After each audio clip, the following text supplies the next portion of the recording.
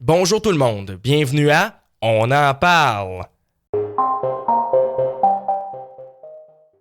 J'espère que ça va bien tout le monde. Ça fait un petit bout qu'on n'a pas fait une vidéo de On en parle. Là. Ça fait maintenant 1 an. La dernière fois qu'on a fait un On en parle, c'était concernant le plan de relance de la Ligue nationale de hockey en 2020. Cette année-là, le Lightning de Tampa Bay avait gagné la Coupe Stanley. Et justement, puisqu'on parle de Coupe Stanley, j'aimerais aujourd'hui vous faire part des 4 équipes qui, selon moi, ont le plus de chances de remporter la Coupe Stanley cette année. Là, je le sais, c'est un petit peu tôt, au mois de décembre, de parler de Coupe Stanley. Il y a beaucoup de choses qui peuvent changer d'ici la fin de la saison, les blessures notamment. On l'a vu aussi avec le Canadien l'année dernière. Ça prend pas grand-chose pour qu'une équipe devienne soudainement très dangereuse. Un petit peu de chance, beaucoup de confiance et c'est pas nécessairement parce qu'on est la meilleure équipe sur papier qu'on va gagner la Coupe Stanley. Mais cela étant dit, j'ai quand même retenu 4 équipes qui, selon moi, sont les plus dangereuses pour, évidemment, cette saison. En ce qui concerne, la Coupe Stanley. D'abord, l'Avalanche du Colorado. Ça fait maintenant deux ans, je crois, là, que j'ai beaucoup de confiance envers l'Avalanche du Colorado. À chaque année, j'ai l'impression que c'est la bonne dans leur cas. J'ai l'impression qu'on va être en mesure de ramener la Coupe Stanley au Colorado. Là, cette année, c'est particulier. Évidemment, Nathan MacKinnon, notamment, a été blessé pour à peu près la moitié de la saison, mais cela étant dit, l'Avalanche réussit quand même à bien performer dans les circonstances. Nazem Kadri connaît une excellente saison jusqu'à maintenant, 34 points en 22 matchs. On sait que l'Avalanche repose sur une excellente attaque, une attaque extrême qui a beaucoup de profondeur, extrêmement profonde. Évidemment, un premier trio hyper dynamique avec Landeskog, Rantanen, les deux qui connaissent d'excellentes saisons jusqu'à maintenant. 26 points en 21 matchs du côté de Landeskog, 23 points en 20 matchs du côté de Rantanen. McCarr en défense est probablement le meilleur défenseur de la Ligue nationale de hockey. Ça reste à voir, évidemment. Adam Fox et Victor Hedman le suivent de très près. Puis Devin Taze aussi fait de l'excellent travail en défense pour supporter l'attaque. Samuel Girard demeure toujours aussi créatif en défensive, 14 points en 21 matchs. La seule chose devant le filet, c'est un petit peu plus difficile du côté de l'Avalanche du Colorado. On sait que c'est important en séries éliminatoires d'avoir un bon gardien de but. On l'a vu notamment avec le Canadien de Montréal l'année dernière. Carey Price, lorsqu'il était en santé, lorsqu'il était prêt mentalement, entre autres, le Canadien était soudainement une équipe dangereuse, avait connu une saison assez ordinaire, mais en série, il a retrouvé ses repères et soudainement, personne ne voulait affronter le Canadien de Montréal. Ça a donné beaucoup de confiance à l'équipe. L'importance du gardien de but n'est pas à négliger en séries éliminatoires. Darcy Kuemper, pour l'instant, semble avoir de la difficulté à s'adapter à son nouvel environnement. Lui qui s'est joint à l'Avalanche du Colorado cette saison. 10 victoires en 16 matchs, moyenne d'efficacité de 2,86, pourcentage d'efficacité de 902, moyenne de buts alloués à 2,86. Cela étant dit, l'Avalanche du Colorado repose sur une des meilleures attaques de la Ligue nationale de hockey, une des meilleures défenses de la Ligue nationale de hockey.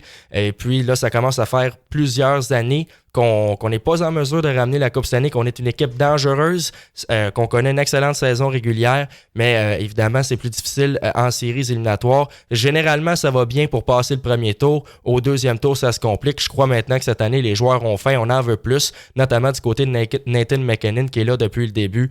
Évidemment, du côté de l'Avalanche du Colorado, je pense qu'on va avoir beaucoup de motivation pour les prochaines séries. C'est l'équipe, selon moi, qui a le plus de chances de remporter la Coupe Stanley cette saison. Deuxième équipe que j'ai retenue, les Panthers de la Floride. Encore une fois, une équipe extrêmement profonde, beaucoup de profondeur en attaque. Jonathan Huberdeau connaît une excellente saison, 30 points en 25 matchs. Aaron Ekblad a 23 points en 25 matchs. S'il poursuit à ce rythme, il devrait être en nomination pour le Trophée Norris cette année. Ce sera à suivre. Il connaît une excellente saison. Verhaeghe aussi fait du bon travail. Barkov a été blessé, mais il a tout de même 18 points en 16 matchs. Reinhardt aussi fait de l'excellent travail. Même Sam Bennett, qu'on est allé chercher à la fin de l'année dernière, est en mesure, évidemment, de s'imposer avec l'équipe.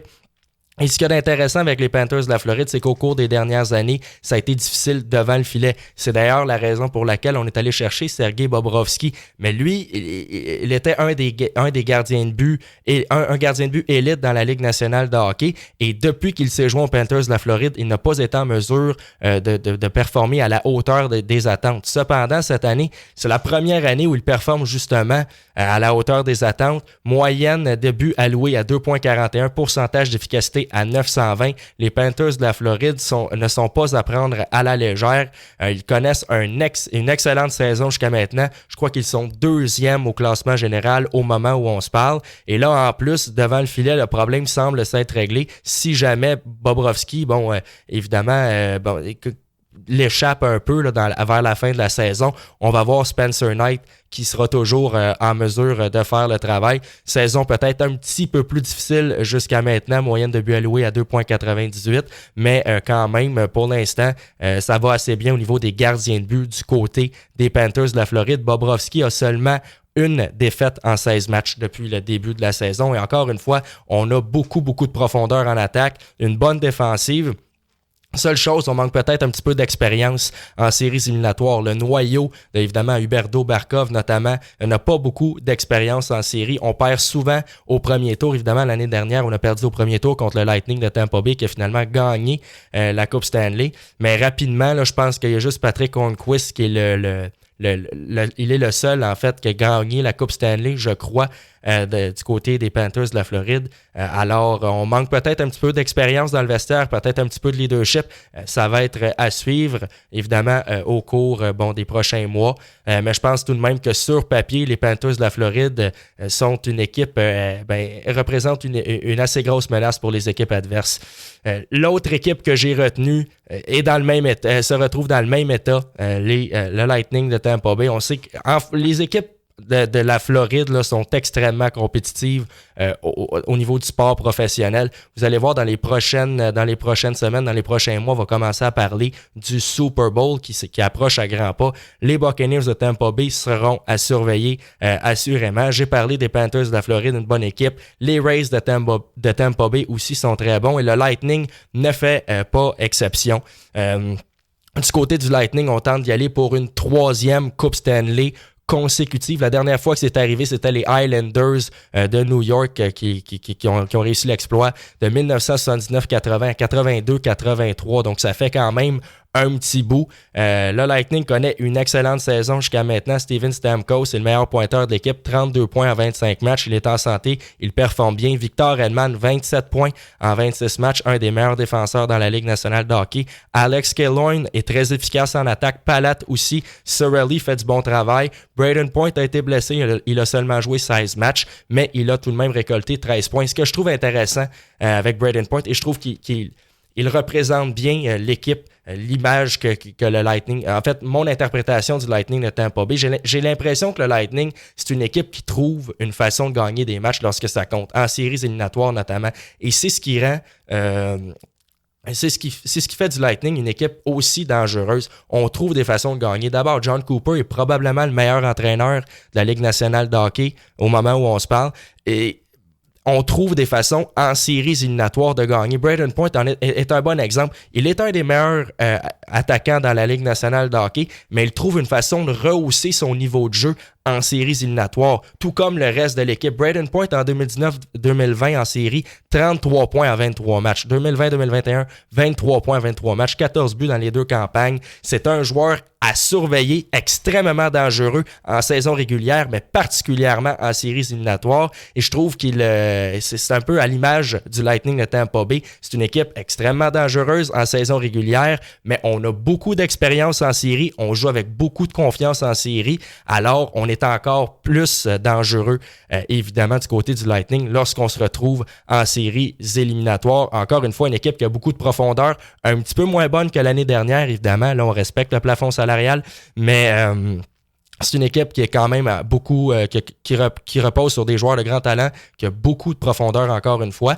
La seule chose du côté du Lightning, c'est qu'on a perdu notre troisième trio au grand complet avec Gourde, Gaudreau, Coleman.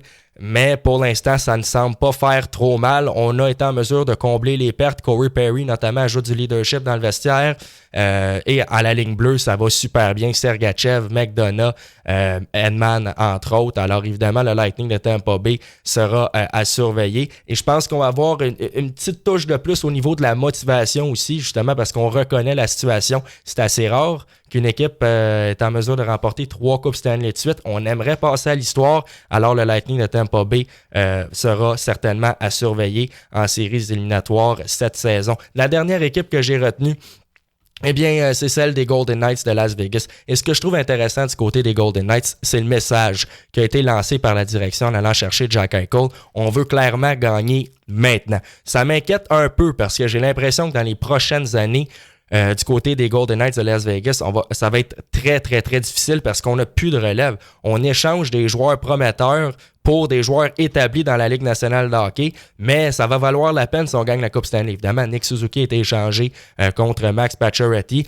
On a échangé d'autres jeunes joueurs dans la transaction pour aller impliquant Mark Stone, là, pour aller le chercher. Et là, ça se poursuit avec Jack Eichel. Cependant, on repose sur une attaque absolument foudroyante. Chandler Stevenson fait du bon travail. Riley Smith connaît une bonne saison. Marchessault est efficace en attaque. En défense, ça se poursuit avec Pietrangelo, Theodore, 2 des meilleurs défenseurs dans la Ligue nationale de hockey. Mark Stone a été blessé. Il a seulement joué 13 matchs depuis le début de la saison, mais il a tout de même récolté 15 points. Jack Eichel a subi son opération. Il devrait revenir au jeu d'ici la fin de la saison. Il devrait être en uniforme si tout se passe bien pour les séries éliminatoires. Alors, évidemment, du côté des Golden Knights de Las Vegas, on est une équipe dangereuse. Il ne faut pas prendre les Golden Knights de Las Vegas à la légère.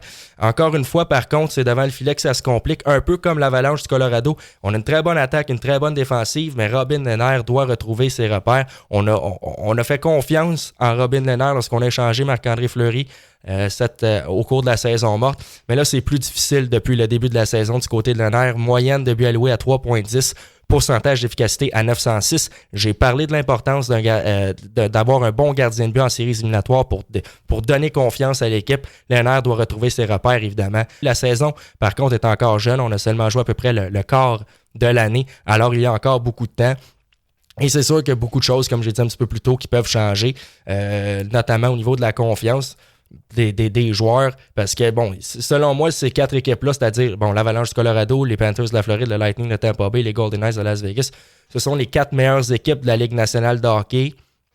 Mais après ça, en séries éliminatoires, c'est une question d'être en mesure de performer là où ça compte. On a bien beau avoir des bons joueurs, mais les meilleurs éléments doivent produire en séries éliminatoires et c'est ce qui rend le Lightning particulièrement intéressant. On a beaucoup, beaucoup d'expérience, contrairement aux Panthers et à l'Avalanche du Colorado. Du côté de Vegas, on n'a jamais été en mesure de ramener la Coupe Stanley à Las Vegas, mais on a toujours participé aux séries éliminatoires. On a toujours représenté une menace pour les équipes adverses. Alors, ce sera certainement intéressant à suivre au cours des prochains mois.